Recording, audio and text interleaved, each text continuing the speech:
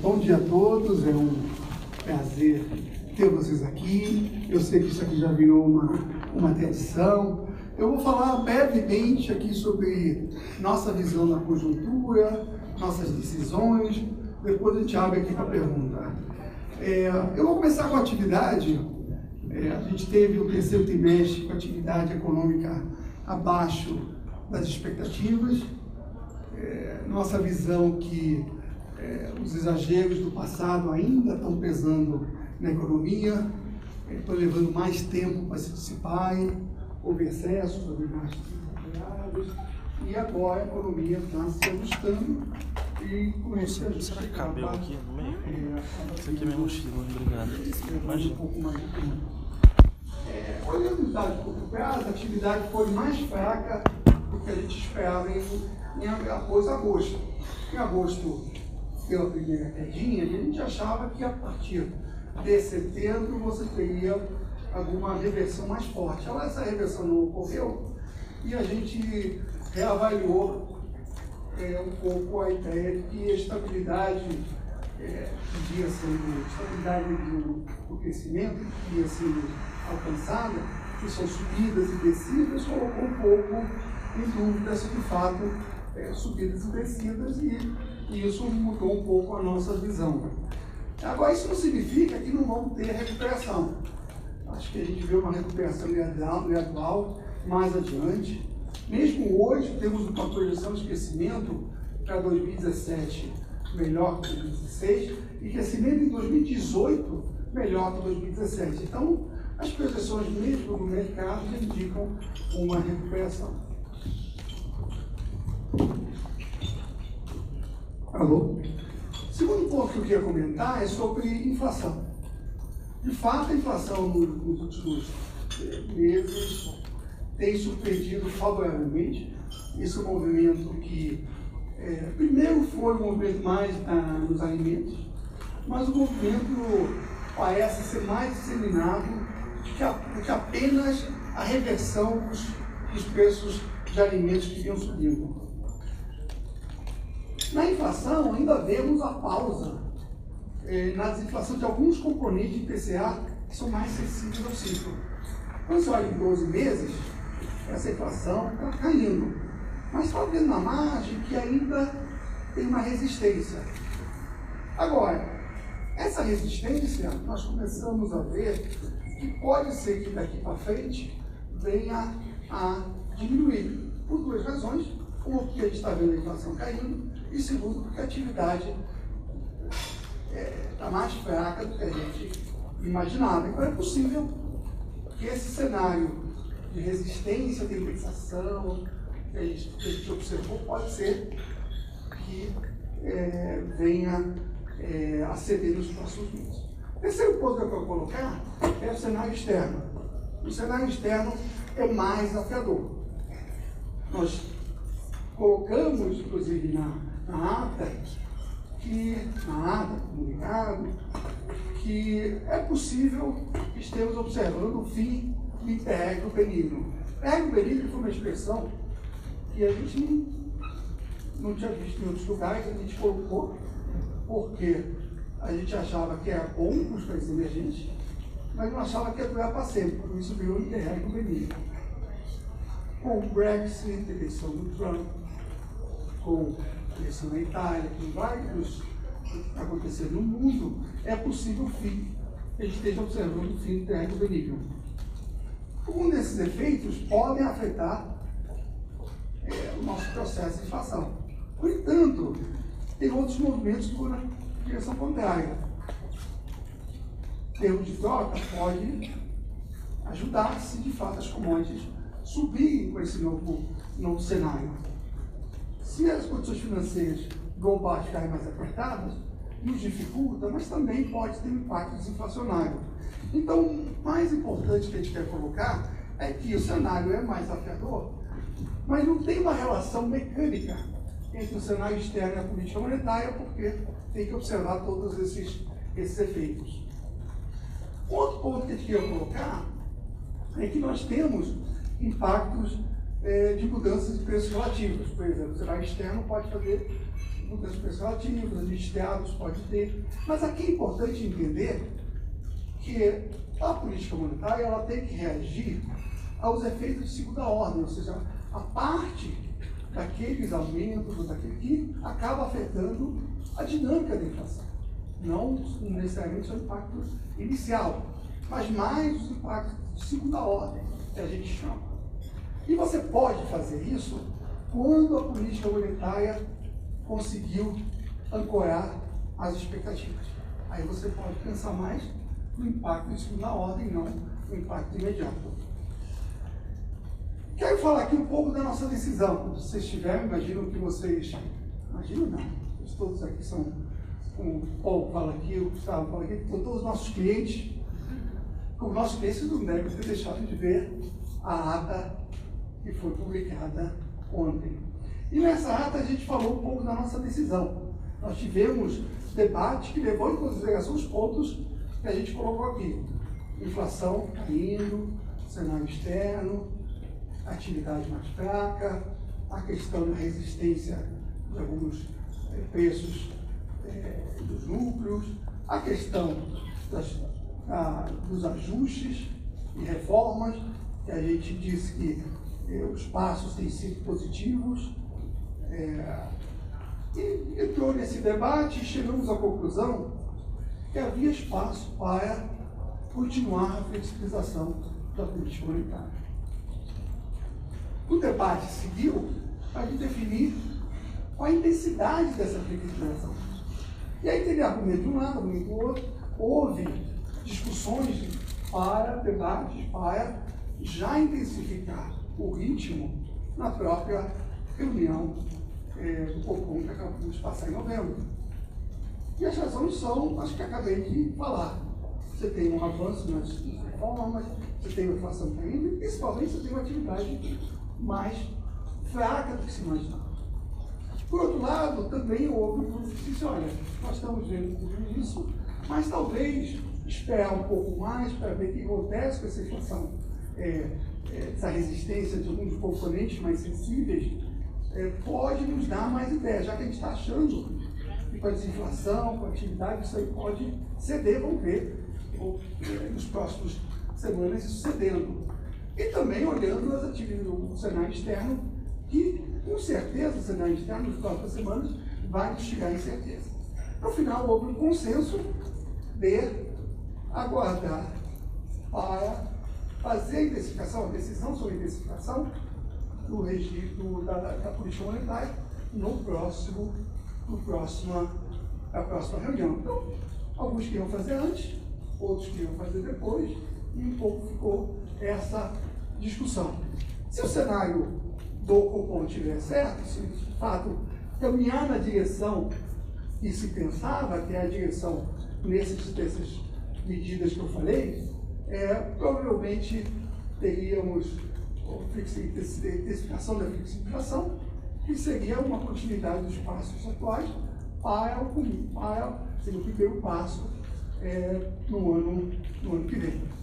Presidente, como é que fica esse quadro aí com a crítica de intensificação? Eu não acabei, você está querendo fazer a pergunta antes?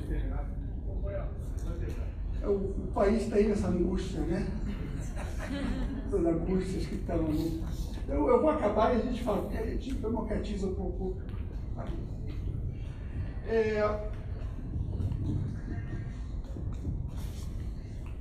Agora, um ponto que a gente queria colocar é que esse espaço para a flexibilização, mesmo da intensificação da flexibilização, é um espaço que se ganha por ter capacidade de ancorar as expectativas.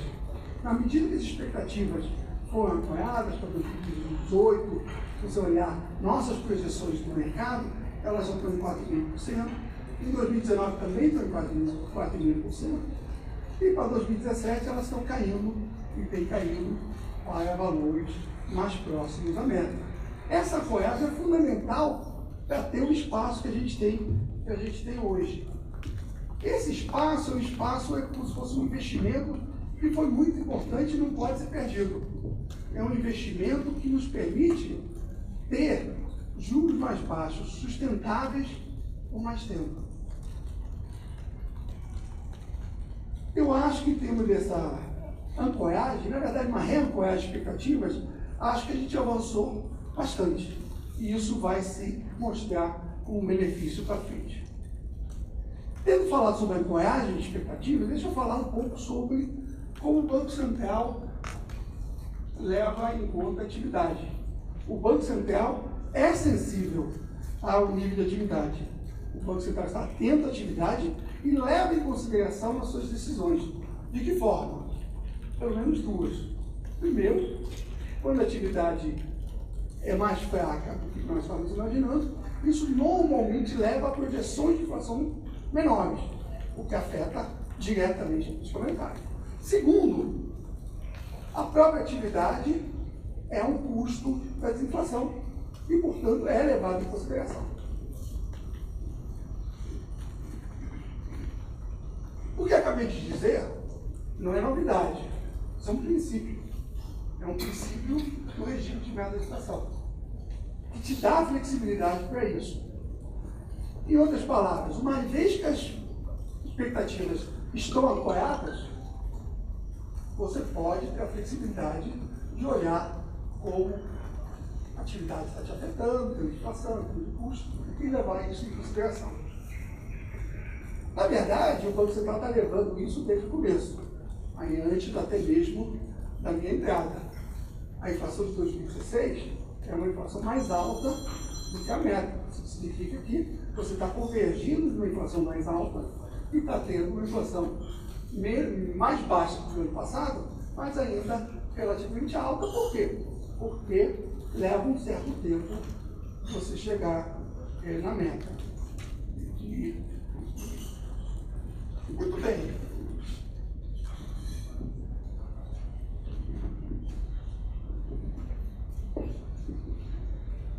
Em termos da crise que a economia está passando, né? Eu vejo como o PC parte da solução dos problemas e não o problema em si. O PC está ajudando e continuará ajudando o crescimento. De que forma? De várias. Uma delas é, tendo queda sustentável da inflação, leva a uma queda sustentável dos juros, o que tem feito no crescimento. Segunda forma, o BC trabalhando com estabilidade monetária e estabilidade financeira gera menos incerteza, gerando menos incerteza, acaba gerando um ambiente propício para a volta do crescimento. Para nós, desenvolvimento econômico, pleno emprego e justiça social dependem do BC assegurar o poder de compra da moeda e a estabilidade macroeconômica financeira. Nós entendemos que é o momento de ter serenidade, persistir nos ajustes, persistir nas reformas, trabalhar para o crescimento da produtividade, trabalhar para ter estabilidade monetária, trabalhar para a gente ter os juros sustentáveis mais baixos, de forma que a gente volte a crescer. No caso do Banco Central, nós, a partir da semana que vem, provavelmente vamos trabalhar e anunciar uma agenda, aquela agenda que eu já anunciei há algum tempo, os 4 pilares que nós estamos trabalhando, nós vamos detalhar um pouco mais a partir da semana que vem. Muito bem, pronto para perguntas. Agora sim. Presidente, como é que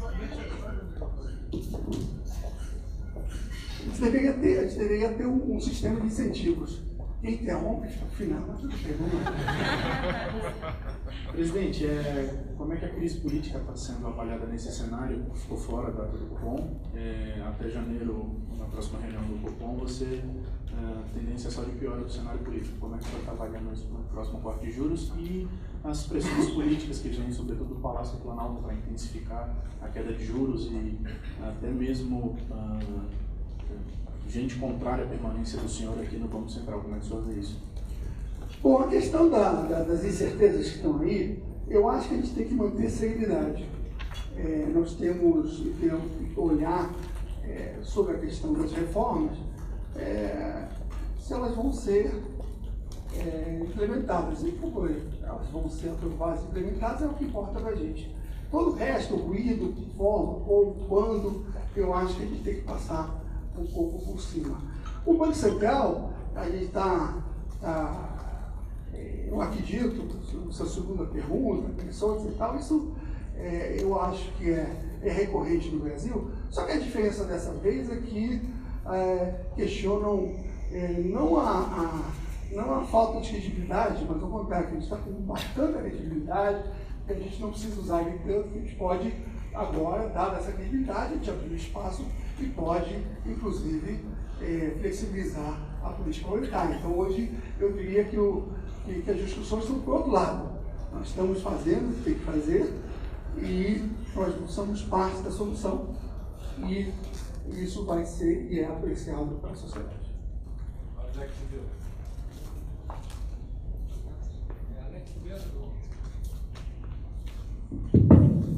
Alex Ribeiro, do Valor Econômico, do Valor Pro. Presidente, o senhor falou que, como princípio, um princípio de que o sistema de metas de inflação ele é flexível e que o Banco Central leva em conta o crescimento econômico, essa flexibilidade do crescimento econômico.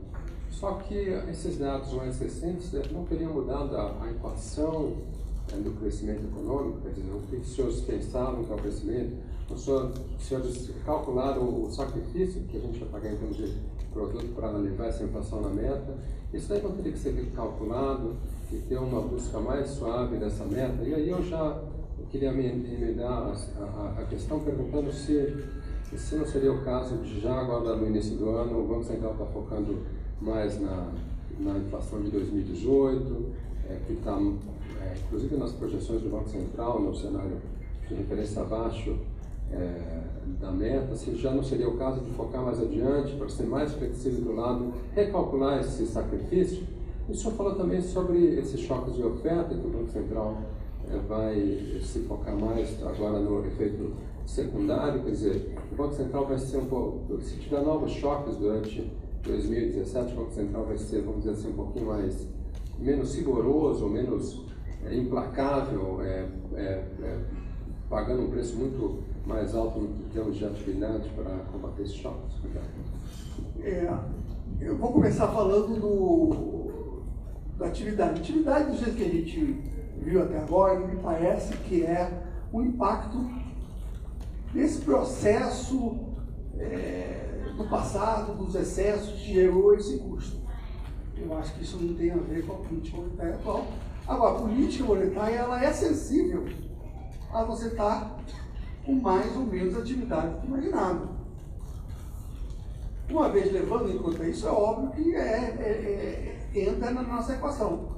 E já está entrando, tanto que a ata já indicou uma possibilidade de intensificação do ritmo. Isso faz parte da nossa equação. A outra parte que a gente reage é o que você colocou aí, da gente conseguir, dado que as expectativas de inflação estão ancoradas, a gente consegue levar em consideração e não ter que reagir ao impacto primário, mas apenas ao secundário de alguns dos choques que podem vir.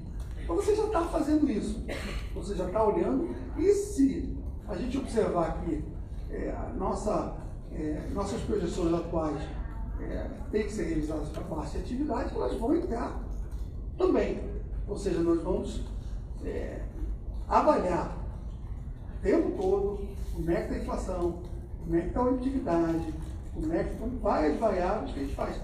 A vantagem no Banco Central é que você tem reuniões seguidas, onde você avalia, e você vê todos esses impactos e toma a decisão apropriada.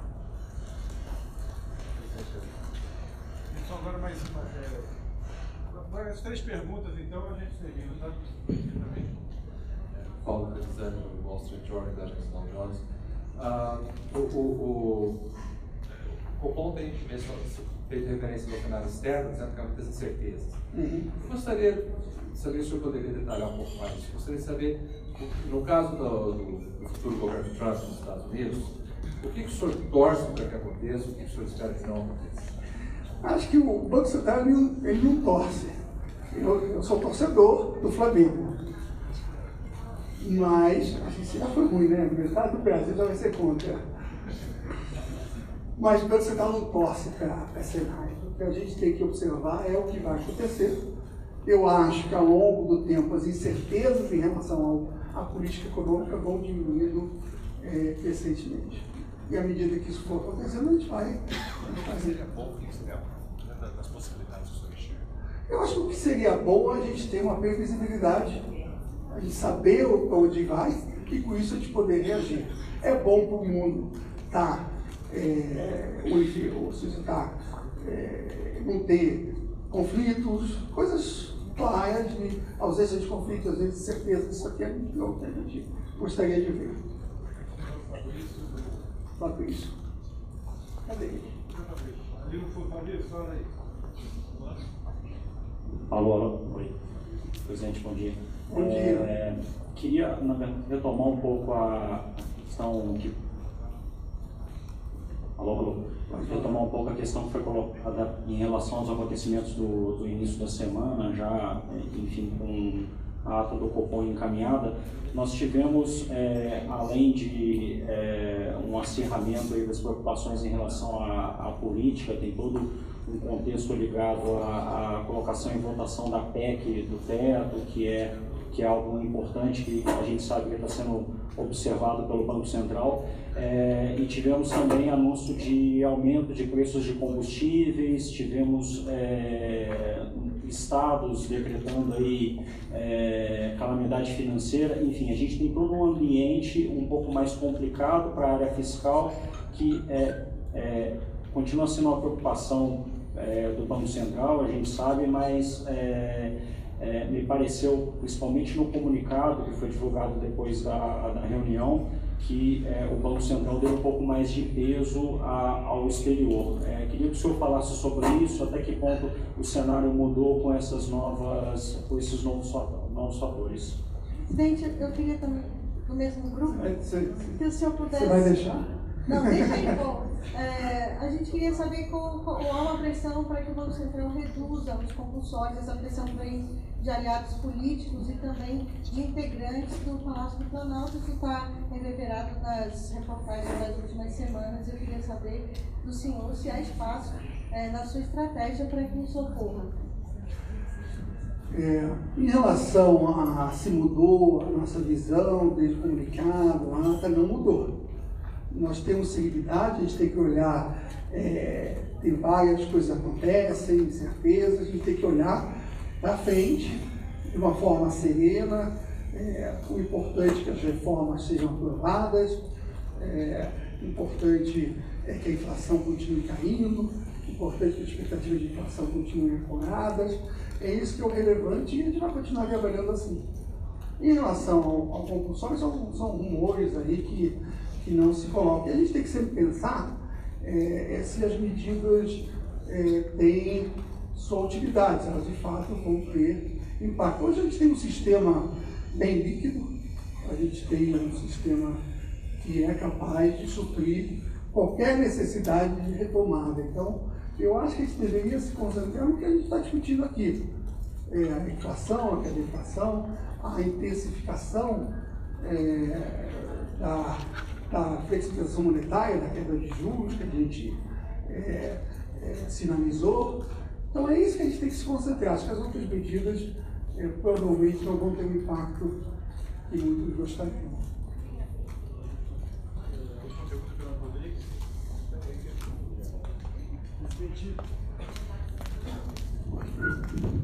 Presidente Fernando Rodrigues, no passado, o Banco Central, em alguns momentos mais graves, alterou o seu cronograma de reuniões do Copom para tomar uma decisão mais rapidamente, sem esperar a próxima. No início do ano, haverá uma intensificação, possivelmente,